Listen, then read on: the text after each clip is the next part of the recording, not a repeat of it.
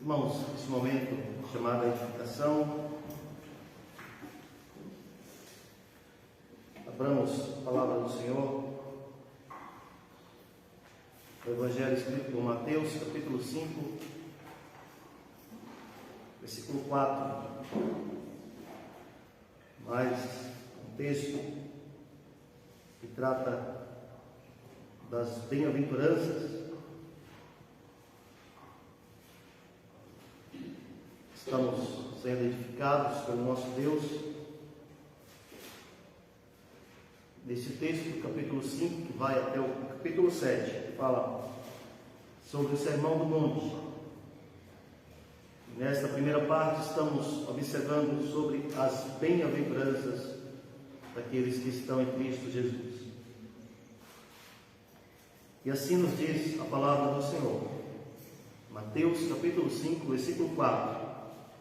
Bem-aventurados os que choram, porque serão consolados. Repetirei a leitura. Bem-aventurados os que choram, porque serão consolados. Ó Deus, Pai Santo, Pai amado, louvamos, agradecemos o Teu nome mais uma vez nesse momento. E queremos, ó Deus, rogar a Ti a Tua graça sobre a nossa vida. Que o Senhor nos abençoe com a iluminação do Teu Espírito para que nós tenhamos a compreensão da Tua palavra. Obrigado pelas bênçãos derramadas sobre a nossa vida e sobre a Tua igreja. Consagramos a Ti os dízimos e ofertas trazidos a este gasofilados, como colocamos também em Tuas mãos esta obra assistencial da Cesta do Amor.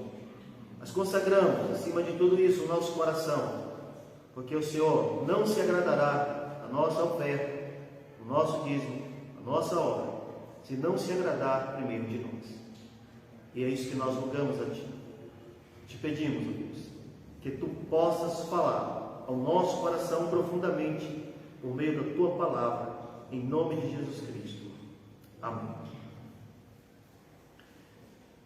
Quero apresentar para você, meu irmão, minha irmã, um trecho da oração de Giovanni Battista di Pietro Bernardone, conhecido como São Francisco de Assis.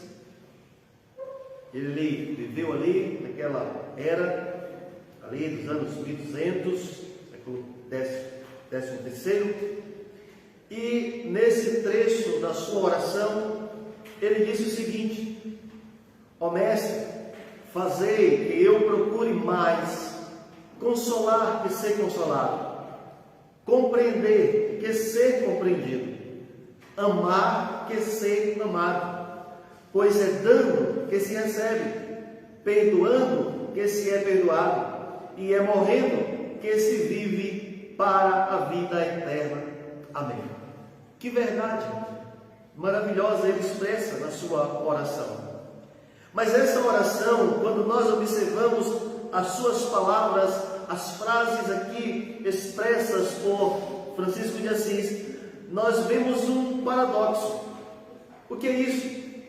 São coisas ou palavras que se apresentam como contrárias, mas que quando bem encaixadas, mostram um resultado satisfatório. E o que nós podemos ver aqui nesse texto, que estamos observando, esse texto bíblico de Mateus capítulo 5, versículo 4, é que Jesus nos exorta, nos apresentando coisas paradoxais, absurdas. Ele diz: bem-aventurados os que choram, porque serão consolados.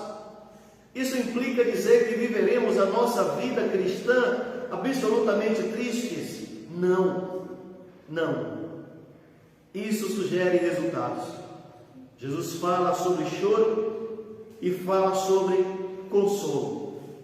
E eu quero apresentar para você o tema: o consolo é para os que choram. O consolo é para os que choram. Os que choram são bem-aventurados. E bem-aventurados nós aprendemos que significa uma vida bem-sucedida, uma vida de plena felicidade. Então Jesus diz: bem-aventurados os que choram. Por quê? Porque eles serão consolados.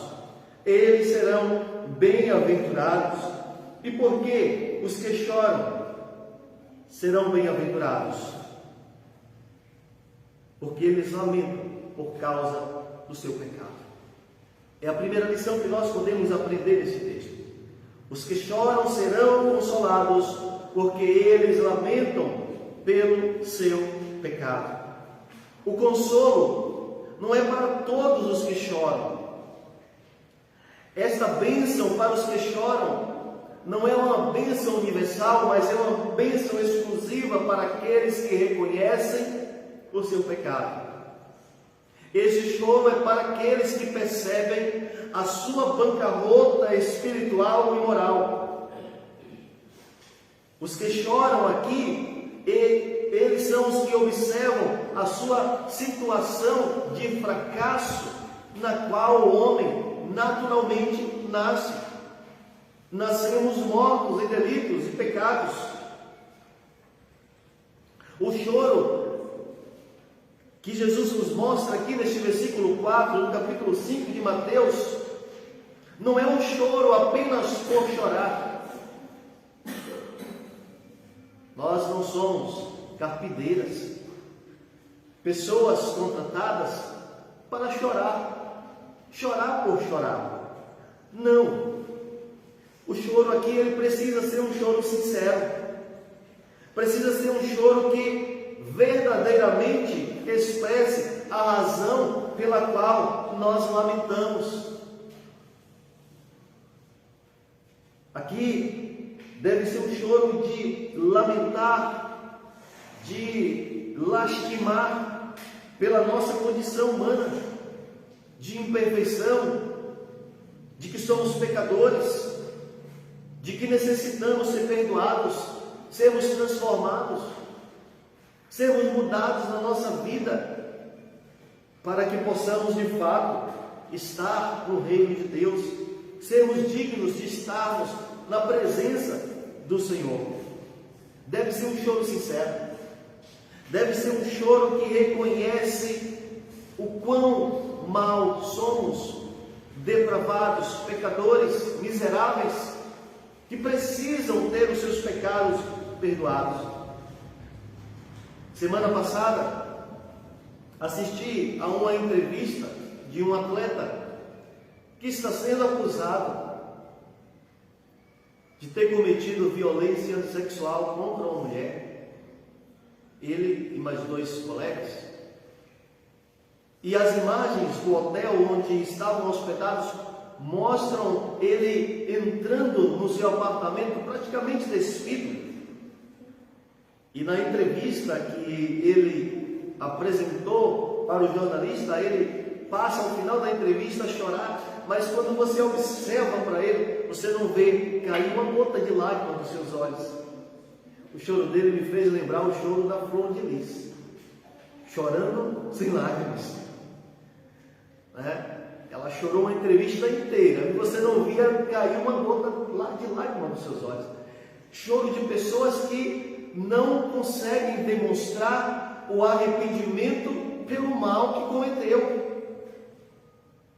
O nosso choro, irmãos, é claro que não estou comparando a nós com essas pessoas, com o tipo de prática que elas cometeram, mas eu quero dizer que nós precisamos ser sinceros nesse choro que a palavra de Deus nos aconselha que devemos ter, como aqueles que são bem-aventurados, como aqueles que são os eleitos de Deus, como aqueles que estão no reino dos céus.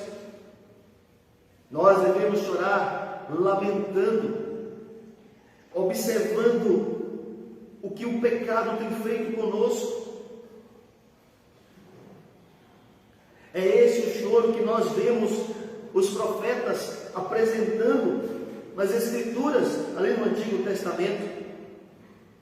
Infelizmente, meus irmãos, a igreja dos nossos dias, a igreja emergente, é uma igreja que tem sido contrária à mensagem do arrependimento. Porque falar sobre pecado, dizer para o homem que ele é um pecador, que ele é um miserável, que ele necessita do perdão de Deus para estar na presença do Senhor, para alcançar a vida eterna, parece uma mensagem que espanta as pessoas da igreja. E sinceramente muitas pessoas não gostam de ouvir esta mensagem de arrependimento. Mas o que nós observamos é que essa mensagem ela tem que ser pregada. E o Senhor Jesus pregou essa mensagem nesse sermão do monte, quando ele observou a carência daquelas pessoas. E ele subiu ali, ele se assentou, como vimos no primeiro sermão, ele toma a posição de um mestre, ele olha a situação daquelas pessoas. Porque os mestres do seu tempo, os fariseus, eles não estavam se importando com a condição das pessoas, eles queriam fazer prosélitos, eles queriam gerar multidões. E talvez seja esse também o problema dos nossos dias, mas não estavam preocupados com a situação difícil daquelas pessoas.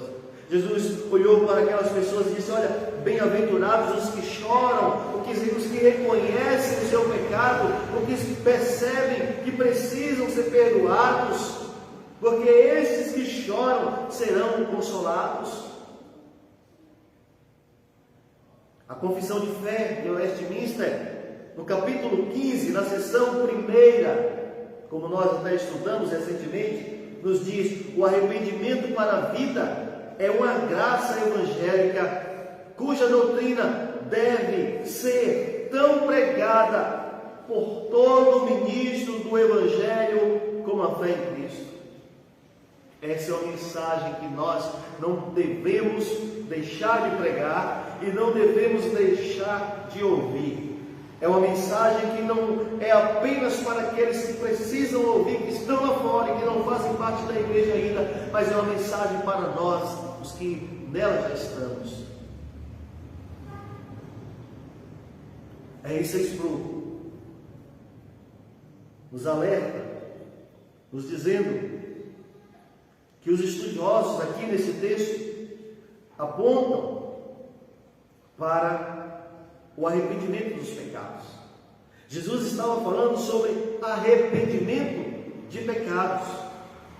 E isso prossegue dizendo que o verdadeiro arrependimento, ele é gerado por uma dor profunda que nos deixa genuinamente tristes pelos pecados cometidos.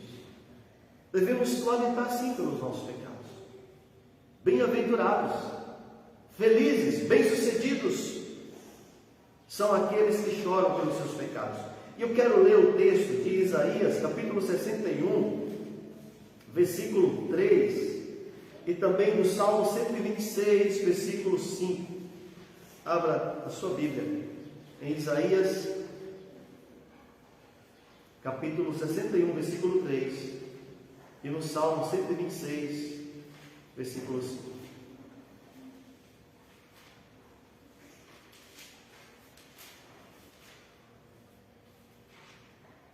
O texto de Isaías, na verdade não tem, desculpa. Isaías 61, versículo 3 diz: e a pôr sobre os que em Sião estão de luto uma coroa em vez de cinzas. Aqui Jesus fala das boas novas de salvação nesse texto através do profeta Isaías.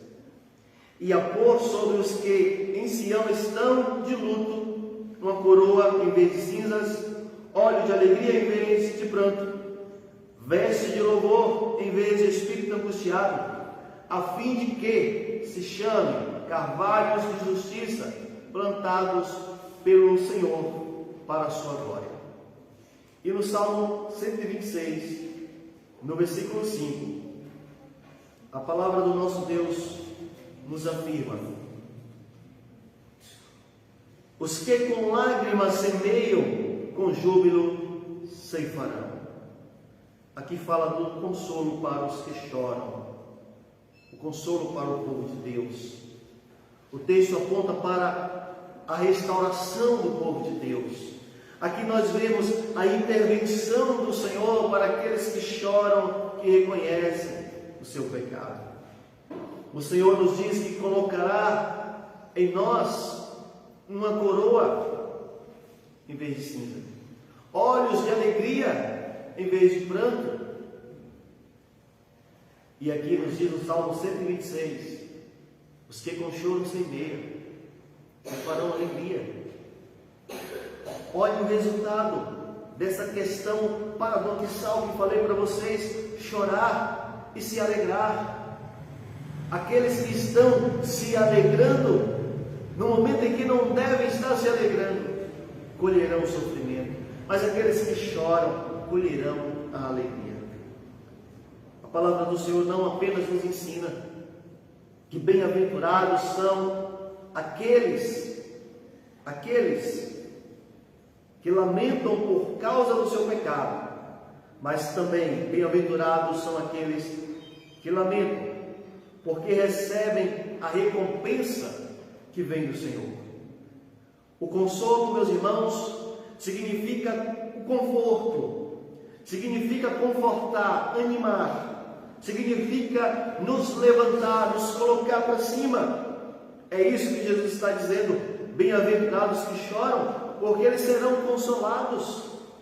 Este consolo não é para aqueles que estão vivendo na alegria dos seus pecados, na suposta alegria das suas iniquidades.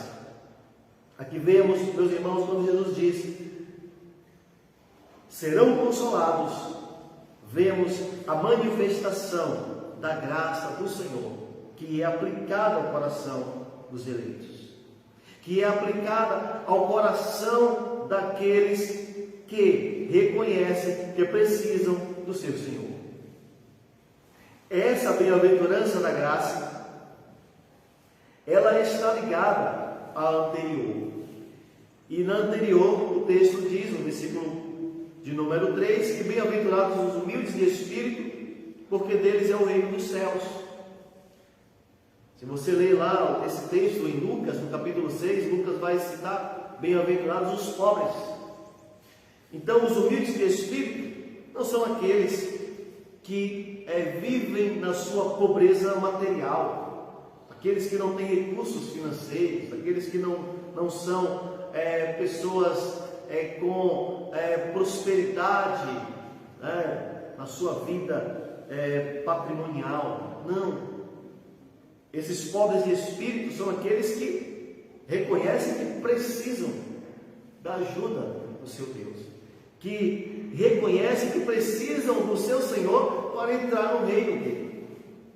Então, quando nós dizemos que essa bem-aventurança de ser consolado por chorar por conta do pecado está ligada à primeira bem-aventurança que vimos, daqueles que necessitam e reconhecem a sua necessidade do Senhor, porque os humildes são aqueles que dependem do seu Senhor, e os que choram são aqueles que choram porque sabem que carecem do seu Senhor para lhe trazer a paz e o consolo que tanto precisam. Se eu choro é porque eu tenho de exprimir a minha necessidade, eu tenho de exprimir a minha dor, como Spurgeon nos disse que é uma dor profunda que mostra para nós que deve expressar a necessidade de perdão pelos pecados cometidos. E D.A. Carson, ele nos afirmou o seguinte sobre este consolo que nós devemos receber do Senhor, e precisamos receber do Senhor. D.A. Carson disse: eles trocam o pano de saco, conforme o texto que lemos de Isaías, eles trocam o pano de saco do lamento por vestes de louvor, as cinzas de luto pelo óleo da alegria. E ainda diz: exulta de alegria ao descobrir, por experiência própria, que Jesus veio salvar o seu povo e seus pecados. Olha que mensagem tão profunda e tão maravilhosa. Jesus veio para salvar o seu povo dos seus pecados. Ele veio para ser o libertador do seu povo. E sempre que falo isso, lembro do texto que está lá em Lucas, que nos mostra o sacerdote Simeão, ao receber o menino Jesus, além de seus braços, aos 8 dias de nascido, ele disse: Senhor, de forma tão alegre, aquele velho que já estava ali vivendo seus últimos dias, ele disse: Senhor, podes despedir em paz o teu servo, porque os meus olhos já viram a salvação. Jesus veio para libertar o seu povo do seu pecado. E é isso que ele está dizendo para mim e para você agora. Bem-aventurados os que choram, porque serão consolados. Jesus está dizendo para mim e para você: chore pelos seus pecados, arrependa-se pelos seus pecados, pelas suas iniquidades, pelas suas práticas contrárias à minha vontade e à minha palavra, para que você seja consolado, confortado, para que você receba a recompensa verdadeira. Que nós, irmãos, não façamos como fizeram os fariseus, que buscavam justificar a si mesmos, que lavavam as suas mãos antes das refeições, que lavavam, polvilhavam ali os talheres, os pratos, os copos já lavados, saíam polvilhando a casa de água, fazendo a purificação, buscando satisfazer não a vontade de Deus, mas a vontade própria. E Jesus disse: vocês justificam a si mesmos. Vocês não reconhecem que a justiça, ela vem do Senhor. O nosso Senhor Jesus, Ele veio para nos salvar, para nos libertar do pecado. E é por isso que Ele está dizendo para mim, para você: bem-aventurados os que choram, porque serão consolados. Os que se arrependem dos seus pecados, porque serão perdoados. Os que mudam de vida, porque estes são os que estão, os que entram e os que permanecerão no reino dos céus. E esse texto, meus irmãos, ele traz 2 lições muito importantes para nós. Eu quero que você grave essas 2 lições. A lição de que Jesus garante alegria para os que choram. A lição de que Jesus garante um consolo para os que choram. Os que lamentam pelos seus pecados têm alegria garantida pelo Senhor. Os que choram pelos seus pecados têm o consolo, o conforto e a força garantida pelo nosso Senhor. Não há paradoxo tão excelente para nós. Não há uma coisa que pareça talvez contrária para nós. Chorar, por que chorar? Por que lamentar? Por que não viver alegre o tempo inteiro? Não, a Bíblia não está dizendo que seremos tristes. A Bíblia está dizendo que nós devemos lamentar por conta dos nossos pecados para sermos consolados. Então, este paradoxo de chorar e ser consolado, ele é tão profundo, tão maravilhoso para nós, porque é a garantia do Senhor de trazer essa satisfação para a nossa vida, a satisfação de que nós tanto necessitamos. E eu quero, portanto, assim encerrar esse sermão, fazendo 2 perguntas para você, para que você possa refletir, a fim de que esta mensagem seja aplicada ao seu coração. Será que você tem chorado pelos seus pecados cometidos?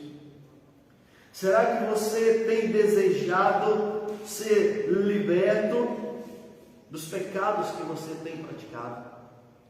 Então, deixe essas 2 perguntas para que você possa refletir e para que você possa aprender e receber no seu coração, e que esta palavra seja aplicada ao teu coração, e que você de fato seja bem-aventurado, porque você é aquele que chora pelos seus pecados, e os que choram pelos seus pecados serão consolados pelo Senhor Jesus.